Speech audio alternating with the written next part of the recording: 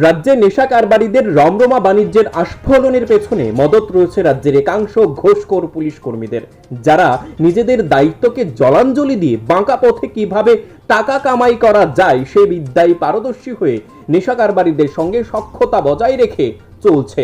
অভিযোগ উঠে এসেছে এয়ারপোর্ট থানার ওসি মন্ডল বাবু এবং সাব ইন্সপেক্টর শ্রীকান্তের বিরুদ্ধে।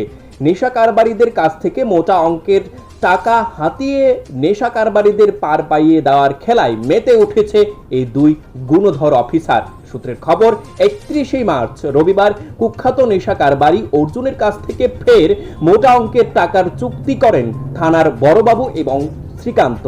অন্যদিকে এলাকাবাসীদের অভিযোগ, যদি থানার ওসি এবং শ্রীকান্ত নেশা কারবারিদের কাছ থেকে কোনো ধরনের টাকা না নিয়ে থাকে, তাহলে খবর থাকা সত্ত্বেও নেশা কারবারি অর্জুন সহ অন্যান্য নেশা কারবারিদের গ্রেপ্তার করার সাহস কেন পাচ্ছে না পুলিশ?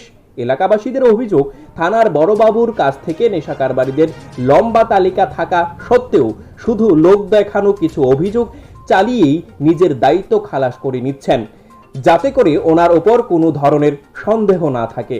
আদতে এয়ারপোর্ট থানার অন্তর্গত নেশা কারবারিদের বারবারন্ত এবং রমরমা ব্যবসা বাণিজ্যের আস্ফলনের পেছনে এই দুই অফিসারের মদত রয়েছে বলে অভিযোগ উঠে এসেছে।